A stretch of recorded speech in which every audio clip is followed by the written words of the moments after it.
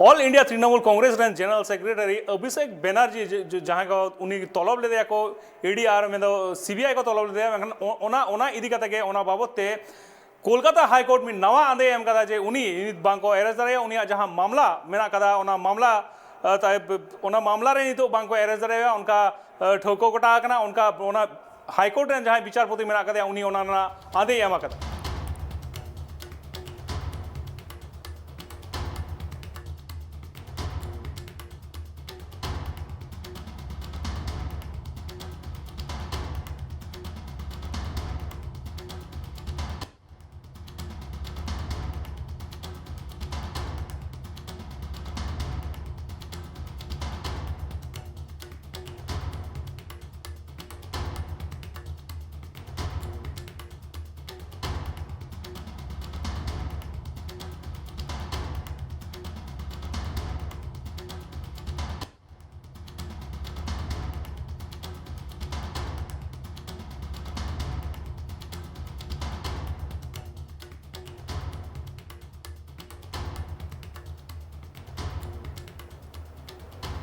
जहाँ बन बड़ा किचुदिन माड़ा लगे अभिषेक बैनर्जी जहाँ उन्हीं दिल्ली चला रहा कथा तहन चला लहा रे इडी उन्हीं को तलब लेदे इडी ठेन चला अड़ी घड़ी सेता रे चला आयुब धाबी उन्हीं को जेरा लेदे कोलकाता नवाते आंदे एम कदा नितो उन्हीं बांको जेरा दड़ा नौका आंदे एम कदा रक्षा खबर नाम कदा कोलकाता हाईकोर्ट खन नवा बाबद तेगे इंसला नित जपड़ा मेना कदिया कोलकाता खन अवरोधीप मेना कदिया अवरोधीप की जाना जाच्छे रक्षा कवच पेलो हाईकोर्ट থেকে अभिषेक बैनर्जी देखो मानो तुम्हें जेटा प्रथमेই বলে রাখবো সবথেকে বড় এই মুহূর্তের খবর হচ্ছে তৃণমূলের সর্বভারতীয় সাধারণ সম্পাদক অভিষেক বন্দ্যোপাধ্যায়কে রক্ষা কবচ দিল কলকাতা হাইকোর্ট।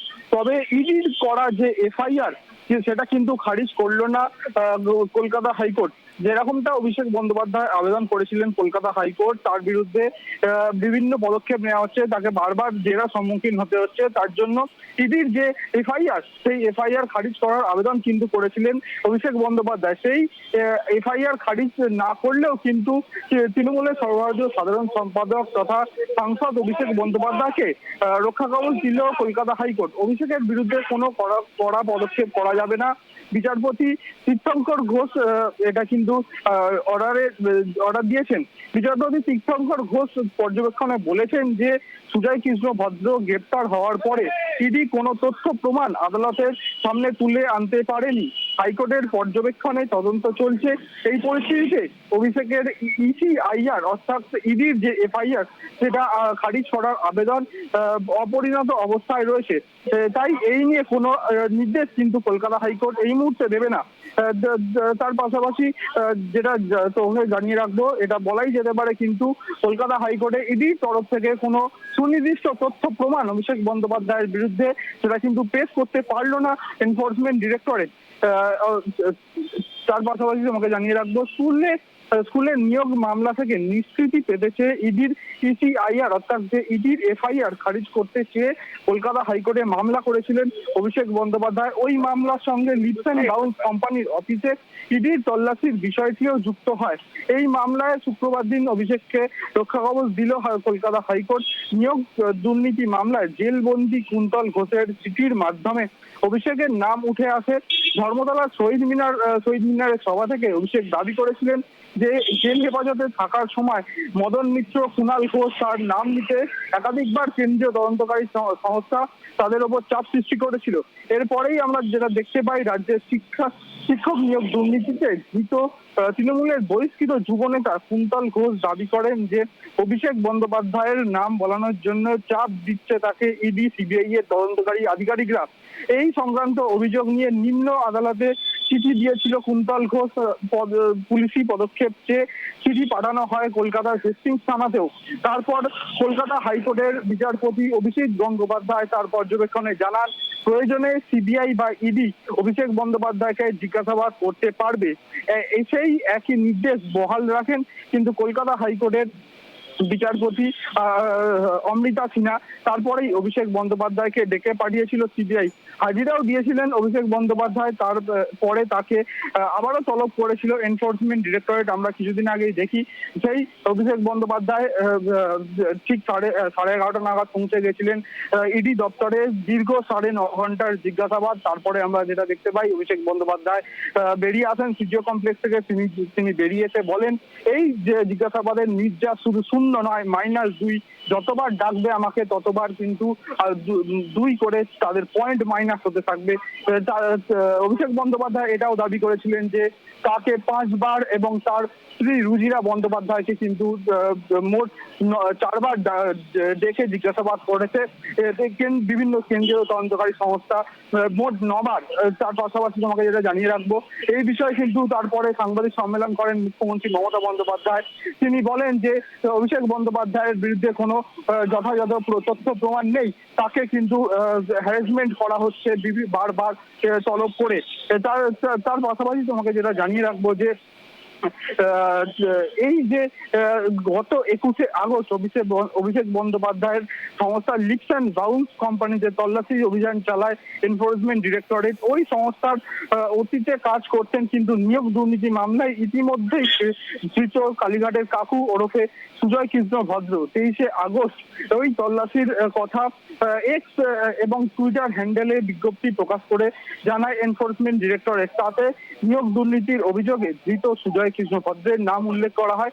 সেখানে একই সঙ্গে কিন্তু অত্যন্ত তাৎপর্যপূর্ণ ভাবে ইডির যে প্রেস বিজ্ঞপ্তি, সেখানে কিন্তু অভিষেক বন্দ্যোপাধ্যায়ের নাম উল্লেখ করা হয়। সেখানে ওই বিবৃতিতে ইডি দাবি করেছিল যে লিপস অ্যান্ড বাউন্স কোম্পানির চিফ অপারেটিং অফিসার অর্থাৎ সিওও হিসাবে একসময় চাকরি করেছিলেন সুজয় কৃষ্ণ ভদ্র।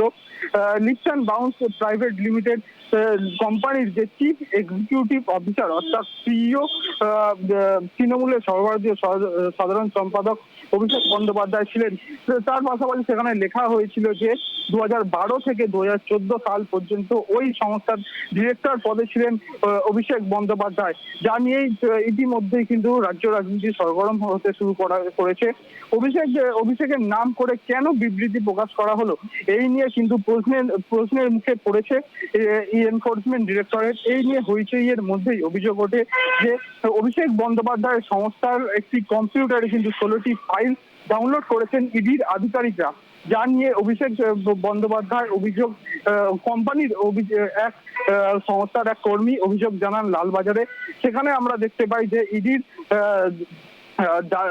তরফে সেই মামলায় দাবি করা হয় যে তাদের এক আধিকারিক যে মেয়ের জন্য হোস্টেলের তালিকা বার করতে গিয়ে ওই ফাইলগুলি ডাউনলোড করে ফেলেছিলেন। এই নিয়ে কিন্তু বিচারপতি তীর্থঙ্কর ঘোষ কিন্তু ইডির বিরুদ্ধে অত্যন্ত অসন্তোষ জানান। অন্যদিকে তোমাকে যেটা জানিয়ে রাখবো যে আদালতের নির্দেশ অনুযায়ী বৃহস্পতিবার অভিষেক সহ লিপস অ্যান্ড বাউন্স সংস্থার ডিরেক্টর এবং শীর্ষ পদাধিকারীদের সম্পত্তির তথ্য হলফনামা আকারে কলকাতা হাইকোর্টে জমা দিয়েছে এনফোর্সমেন্ট ডিরেক্টরেটের আধিকারিকরা। প্রসঙ্গত তোমাকে জানিয়ে রাখবো, অভিষেক বন্দ্যোপাধ্যায় এই বিষয়ে বলেছেন ওদের কাছে প্রথম থেকেই সবকিছু আছে, নতুন করে কি জমা দেব। 2020 সালে আমি যখন প্রথম ইডির দপ্তরে গিয়েছিলাম সেদিনই যাবতীয় সম্পত্তির হিসাব এবং ব্যাংক অ্যাকাউন্টের সমস্ত তথ্য জমা দিয়ে এসেছি।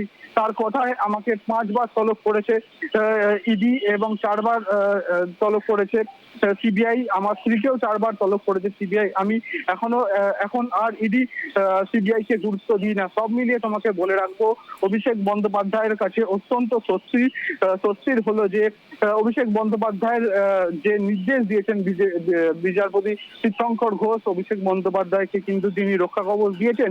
এবং তার পাশাপাশি যেটা তোমাকে জানিয়ে রাখবো, কিন্তু যে অভিষেক বন্দ্যোপাধ্যায়ের যে মূল মামলা ছিল, যে অভিষেক বন্দ্যোপাধ্যায়ের নামে যে এফআইআর করেছে এনফোর্সমেন্ট ডিরেক্টরেট, সেই এফআইআর কিন্তু খারিজ করলো না বিচারপতি তীর্থঙ্কর ঘোষ।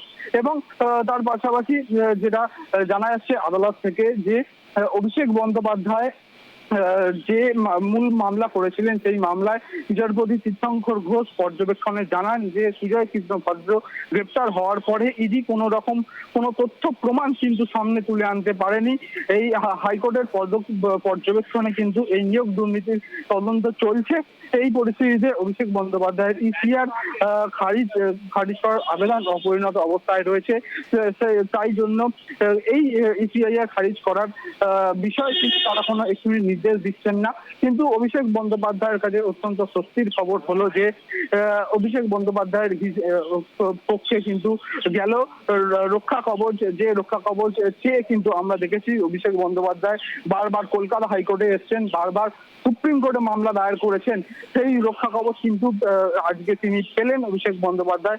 এবং ইডি যে তথ্য প্রমাণ পেশ করতে পারলো না সেটা কিন্তু খুবই অসন্তোষজনক ব্যাপার হয়ে দাঁড়ালো এনফোর্সমেন্ট ডিরেক্টরেট কেন্দ্রীয় তদন্তকারী সংস্থার কাছে। তার পাশাপাশি তোমাকে যেটা জানিয়ে রাখবো যে অভিষেক বন্দ্যোপাধ্যায় যে বলেছিলেন যে এই যে নিয়োগ দুর্নীতির তদন্ত চলছে সেই নিয়োগ দুর্নীতির তদন্তের সঙ্গে লিপস অ্যান্ড বাউন্স কোম্পানির কোনো রকম কোনো সম্পর্ক নেই। তিনি বলেছেন যে এই লিপস অ্যান্ড বাউন্স কোম্পানির যে দেখানো হচ্ছে যে কেন্দ্রীয় তদন্তকারী সংস্থার মাধ্যমে দেখানো হচ্ছে যে কয়লা পাচারের সঙ্গে এই লিপস অ্যান্ড বাউন্স কোম্পানির কে জুড়ে দেওয়া হচ্ছে এবং বালি ক্ষেত্রেও সেটাই হচ্ছে, নিয়োগ দুর্নীতির ক্ষেত্রেও সেটাই হচ্ছে। একই কোম্পানির ভিতরে কি বিভিন্ন রকমের টাকা ঢুকতে পারে, এই নিয়ে কিন্তু সিজিও কমপ্লেক্সের বাইরে দাঁড়িয়ে কিন্তু অভিষেক বন্দ্যোপাধ্যায় প্রশ্ন তুলেছিলেন। তারপরে আমরা যেটা দেখতে পাই, তারপরে এই তার মামলা এবং অভিষেক বন্দ্যোপাধ্যায় দাবি করেছিলেন যে তিনি যে ইডিকে যে বয়ান দিয়েছেন সেইটা কার্যত তিনি চ্যালেঞ্জ করে বলেন ইডিকে যে সেই বয়ান যেন কলকাতা হাইকোর্টে পেশ করা হয়। সেই বয়ানের ভিত্তিতে কিন্তু কলকাতা হাইকোর্ট কিন্তু ইতিমধ্যেই যে রক্ষা কবচ ছিল অভিষেক বন্দ্যোপাধ্যায়কে। কানু ধন্যবাদ অপরাদীপ। ᱞᱟᱹᱭ ᱜᱟᱱᱚᱜᱼᱟ ᱟᱹᱰᱤ ᱢᱟᱨᱟᱝ ᱡᱤᱛᱠᱟᱹᱨ ᱦᱩᱭᱮᱱ ᱛᱟᱭᱟ ᱚᱵᱷᱤᱥᱮᱠ ᱵᱮᱱᱟᱨᱡᱤ, ᱪᱮᱫᱟᱜ ᱥᱮ ᱡᱟᱦᱟᱸ ᱞᱮᱠᱟ ᱩᱱᱤ ᱠᱚ ᱡᱮᱨᱟᱭ ᱠᱟᱱ ᱛᱟᱭᱟ ᱤᱰᱤ ᱥᱮ ᱥᱤᱵᱤআই ᱠᱚ ᱡᱮᱨᱟ ᱟᱠᱟᱫᱮᱭᱟ, ᱚᱱᱟ ᱠᱷᱚᱱ ᱠᱟᱹᱴᱤᱡ ᱢᱩᱠᱛᱤ ᱧᱟᱢ ᱠᱮᱫᱟ, ᱦᱟᱭᱠᱳᱨᱴ ᱟᱸᱫᱮ ᱮᱢ ᱟᱠᱟᱫᱟ। ᱩᱱᱤ ᱛᱟᱭᱚᱢ ᱡᱟᱦᱟᱸ ᱯᱨᱚᱢᱟᱱ ᱛᱟᱦᱮᱸ ᱠᱟᱱᱟ ᱯᱨᱚᱢᱟᱱ ᱵᱟᱝᱠᱚ ᱧᱟᱢ ᱟᱠᱟᱫᱟ, ᱟᱨ ᱚᱱᱟ ᱠᱷᱟᱹᱛᱤᱨ ᱛᱮᱜᱮ ᱩᱱᱤ ᱪᱮᱛᱟᱱ ᱠᱳᱰᱨᱟ ᱵᱚᱱᱰᱮᱡᱽ ᱵᱟᱝᱠᱚ ᱦᱟᱛᱟᱣ ᱫᱟᱲᱮᱭᱟᱜᱼᱟ ᱥᱮ ᱩᱱᱤ ᱵᱟᱝᱠᱚ ᱚᱱᱠᱟ ᱡᱮᱨᱟ ᱫᱟᱲᱮᱭᱟᱭᱟ ᱤᱰᱤ ᱥᱮ ᱥᱤᱵᱤআই।